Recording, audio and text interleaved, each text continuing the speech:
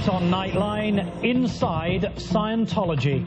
A Nightline investigation into an unknown world of rituals, religion and celebrity. The leader, former high-level Scientologists accuse the head of the church, David Miscavige, of bizarre, threatening and violent behavior. From striking subordinates to making staff salute his dog. Questions and answers. We go inside the Church of Scientology itself to hear their vehement denials. A special edition of Nightline starts now. From the global resources of ABC News with Terry Moran, Martin Bashir, and Cynthia McFadden in New York City, this is Nightline, October 22nd, 2009. Good evening. It boasts some of the most famous people on the planet, claims to be capable of curing drug addiction, and says that following its teachings will lead to a life of success and fulfillment. And yet, despite these promises, Scientology remains an organization mired in controversy. Tonight, we look at new allegations concerning Scientology's leader, David Miscavige. Our investigations began after some former high-level members spoke to the St. Petersburg Times in Florida, claiming that Miscavige struck members of his staff on numerous occasions, allegations the church denies. This is what those staffers say happened inside the Church of Scientology.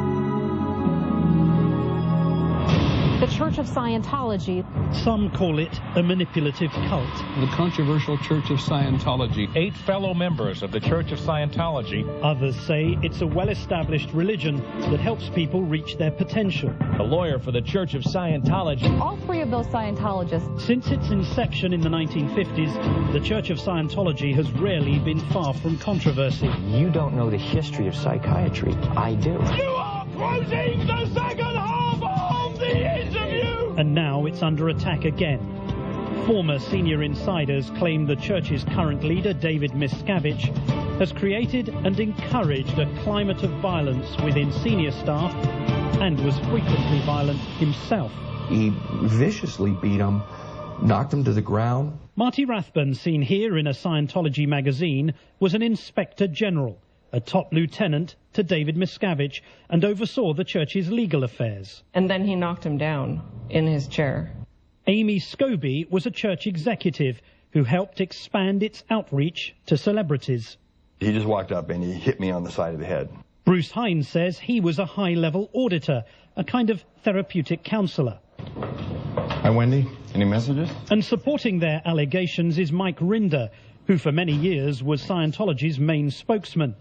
He's now speaking out against the church, the same church he defended to ABC News in 1998. I think that there isn't a person on this earth that could not benefit from the teachings of Scientology. No, I'm not stopping here. You listen to me for a second. The church's current spokesman is Tommy Davis, seen here on the left, in an infamous 2007 exchange with a BBC reporter. The beginning of that interview! We met with him at Scientology's New York church, where he granted us a rare interview. Is Mr. Miscavige violent towards Scientologists, and has he been physically violent in the past? Absolutely not. Absolutely not. He is not. He is not, and it's not in his character, it's not in his nature, and it is not the kind of person he is. One quality that has always set us apart is that we are unselfish. Yes, we have an utter monopoly on workable solutions, but we share those solutions with anyone who reaches for them. This was David Miscavige in December 2007. It is my honor to present our first Freedom Medal of Valor to the most dedicated Scientologist I know. Presenting an award to the church's biggest star and his close friend, Tom Cruise. But the private face of Miscavige, according to these former Scientologists, is very different. Do you think David Miscavige should continue to be the figurehead of the Church of Scientology? No. I'll just say it outright. I consider him to be a sociopath. I think the man's stark staring mad. Hello?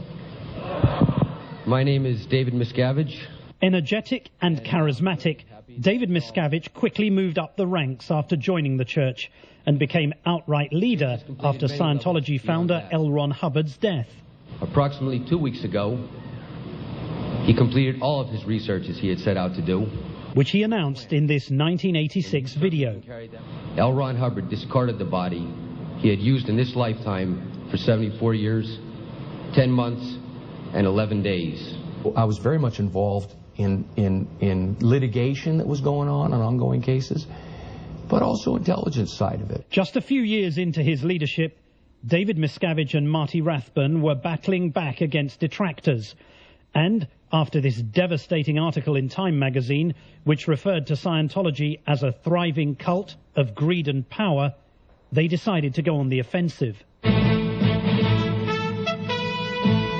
Miscavige agreed to appear live on this broadcast in 1992. It remains his only television interview. There's a little bit of a problem in getting people to talk critically about the Church of Scientology, because quite frankly, they're scared. Oh, no. Well, I'm telling you. Let me explain something to you.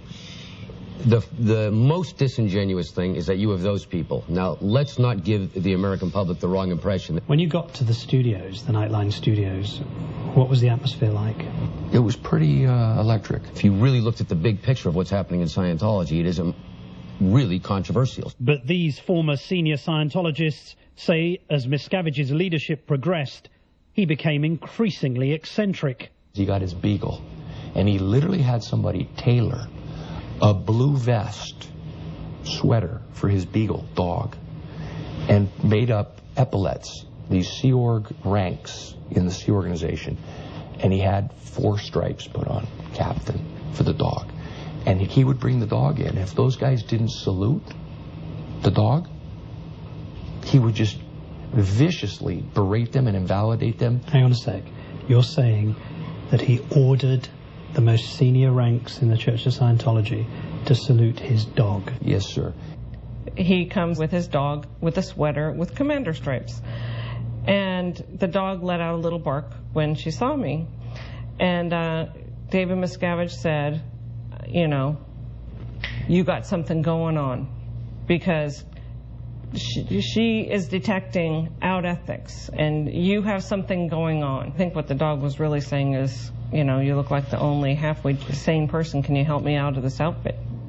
One former member says that Mr. Miscavige had a vest tailored for his dog with epaulets, similar to those that would be worn by Sea Org members.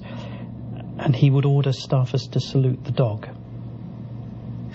That is utterly, completely, totally ridiculous. Your own reaction was one of complete disbelief, I think it's fair to say. Because it's unbelievable. And yet, there are consistencies between individuals who observe the dog dressed in a particular way and a particular breed.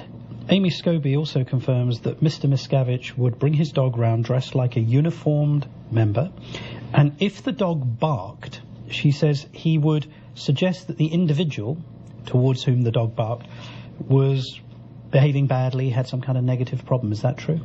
I don't know. I mean, maybe we should have the dog come in here and see if it barks at you, Martin. Marty Rathbun says it was much more serious than a uniformed dog. When we come back, the allegations of violence.